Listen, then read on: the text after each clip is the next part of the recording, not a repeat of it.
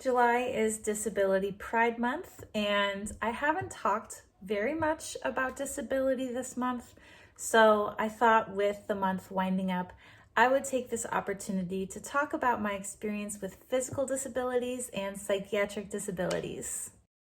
So my channel primarily focuses on mental health awareness, specifically psychosis awareness, because I live with schizoaffective disorder as well as a couple of other mental disorders. But I really want to focus on my physical chronic illnesses in this video and probably make a part 2 in the future about psychiatric disability on its own, because I feel that I have two very, very different experiences with disability as both a physically and psychiatrically disabled individual.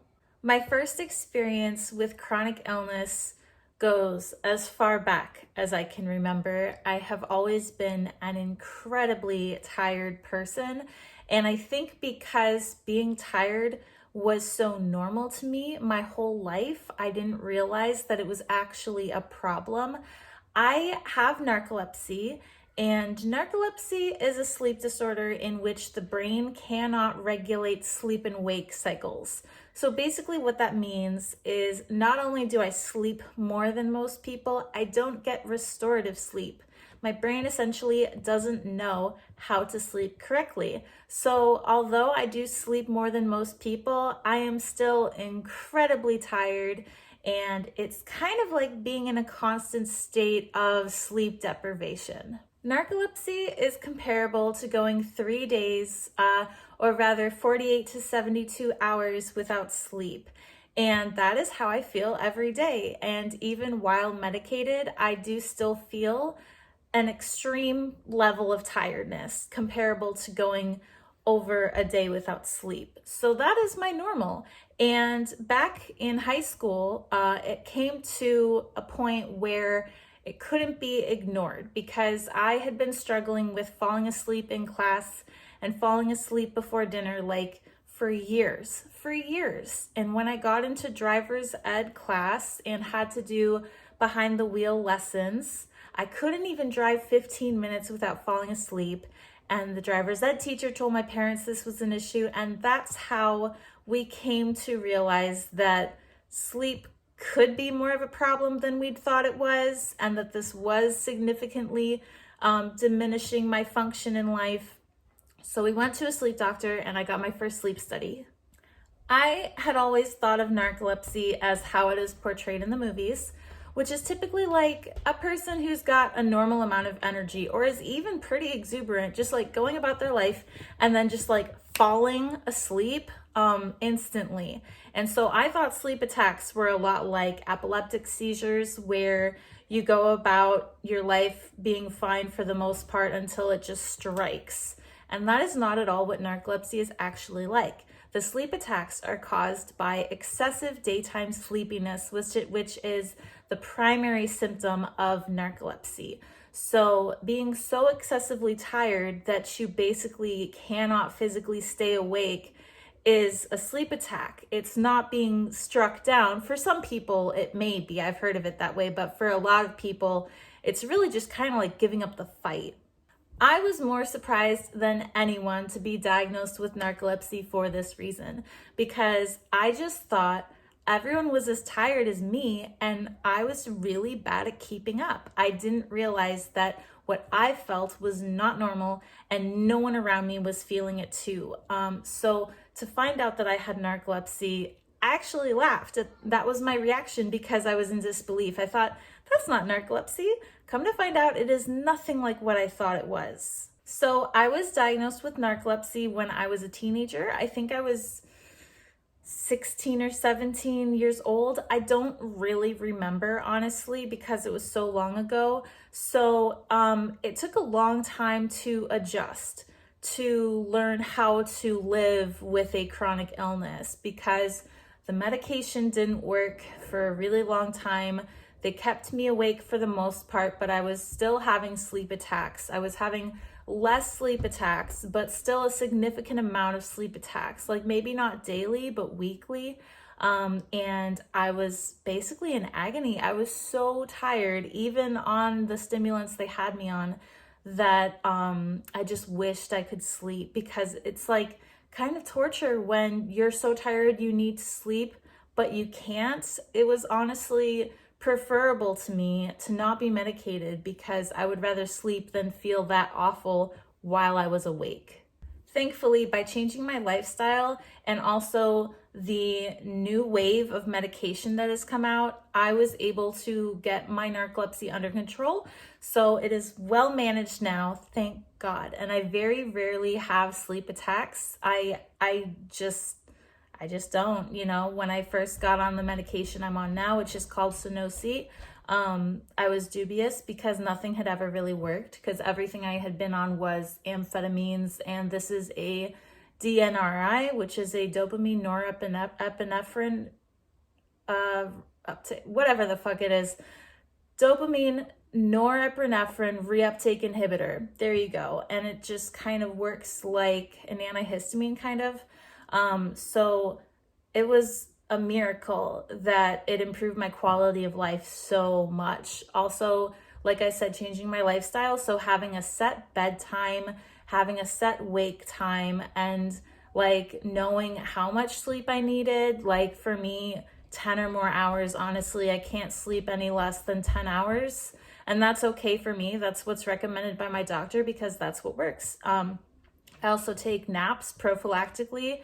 So before I go out and do things, like if I know I'm going to be out in town for a while, I will take a nap beforehand so that I'm like awake enough to get through it. I also just take naps anyway, because it keeps me from having sleep attacks. Like I said, prophylactically, to do that. It just kind of regulates me better, because my brain needs regulation. So it's improved a lot. But at the same time, once I got my narcolepsy under control, I started having issues in other areas. In addition to narcolepsy, I have Ehlers-Danlos syndrome, which is a genetic connective tissue disorder that runs in my family. And I knew of it because both of my sisters have already been diagnosed like ahead of me. And I've seen what it's done to their lives. One of them is very mild case, just kind of bendy. The other one is significantly disabled and has a myriad of comorbidities, and also uses mobility aids like I do now. So right about when I was starting to get my narcolepsy under control, I started having subluxations, which is a common symptom of Ehlers-Danlos syndrome.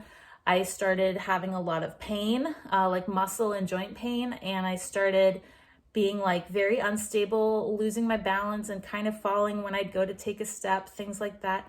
And that is because as a connective tissue disorder, Ehlers-Danlos kind of breaks down your connective tissue. So the collagen in your body is, breaking down and cannot be restored. So this can affect joints. Connective tissue is in every system of your body. So it can affect your organs. It can affect, your autonomic nervous system. It can affect like your brain. It can affect a lot of different things. And because of this, there are a lot of comorbidities, which are like associated disorders that are commonly, attributed to Ehlers-Danlos syndrome, because it is a multisystemic condition. That's what makes it a syndrome. For me, I really didn't want to get diagnosed because I kind of didn't see the point. There's no magic pill that you can take that will restore your collagen.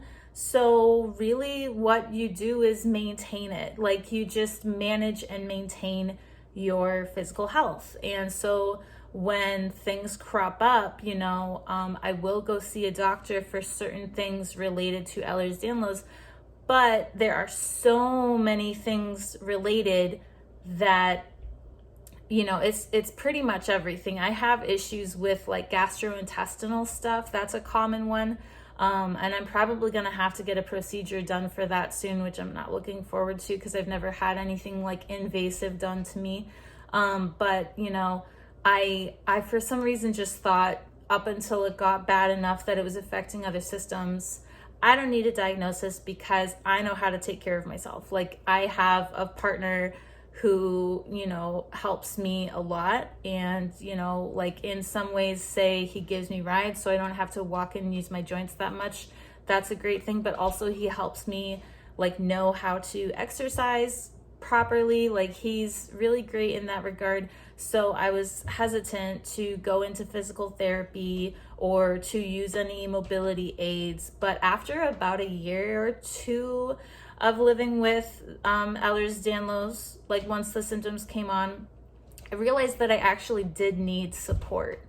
So I went ahead and started the process of getting diagnosed, and it took a few tries. The first doctor to realize that I probably had Ehlers-Danlos was my psychiatrist, and she pointed me in the direction of like, you know, go get a primary care doctor, because I actually didn't even have a primary care doctor anymore. And I got with him and I got referrals sent out, but like I kept getting them denied because they were being sent out to geneticists, and a geneticist didn't take my insurance, and another one didn't even deal with Ehlers-Danlos, or at least not the hypermobility type, which is the one I have, because the hypermobility type can't actually be tested in a gene test. You have to test like a physical exam of your joints. I know that's hard to see, but I don't know. So I was really discouraged not being able to get the results I needed and the diagnosis that I needed to go forward with all of the new problems that were cropping up. And thankfully, my primary care did ultimately get me diagnosed. Like any doctor can diagnose you, so it's not popular to go the route I did. But my doctor learned as much as he could and gave me the test, the Baton scale, and assessed me and whatnot. And so he was actually the one to give me a diagnosis. So some people may not agree with that, but that's what I did. That's what worked for me. And again, any doctor can actually diagnose. It doesn't necessarily have to be a geneticist if it's for the hypermobility type. Things have gotten a lot easier since then because I've learned how to take care of myself, just like I did with the narcolepsy. Like it took some time, but I learned how to become physically stable enough that like I can still have an amazing quality of life. You know, I started using braces to get around, to keep my joints stable, and also to prevent more pain and to kind of help with the pain associated with walking, because when your joints hyperextend as much as mine do, it can be painful over time to like be in that, you know, exaggerated motion. And also I started using a crutch last year because I was having a lot of issues staying upright. Walking just became incredibly hard and painful. And so the crutch helps me from falling because I have poor balance, and also sometimes I just fall, like for no reason. I'll go to take a step and I will just fall. So I don't know what causes that, but that is an issue I have. I think my joints are just kind of tricky. But the crutch has helped a lot, and it helps a lot with the pain too, because using it prevents a lot of pain. And so when I get cocky and I think I don't need it, I'll go a few days without it, and then I'll realize just how much it helps me, because it allows me to go farther. It allows me to, you know, walk with stability. And, you know, when I'm in the grocery store and I start to fall because I haven't used my crutch in a while, I know that that's a sign that I need to be using it more, because I fall more when I don't use the crutch. I'm in pain more when I don't use the crutch. So in a lot of ways, it is preventative. Being disabled isn't this terrible, awful death sentence that I thought it would be, because I thought initially going into having physical health problems that my life would be over. I guess I had a lot of internalized ableism, thinking that, you know, this was the end. Like I wouldn't be able to do the things I loved anymore. I would be sick all the time. I would be in bed all the time. And honestly, through maintenance and like knowing how to take care of myself, I'm not actually in bed as much as I used to be before my diagnosis. Like before narcolepsy, or at least before I got diagnosed with narcolepsy, I would fall asleep around like 3 or 4 p.m. and not wake up until the next day. So I was sleeping like 18, 20 hours regularly.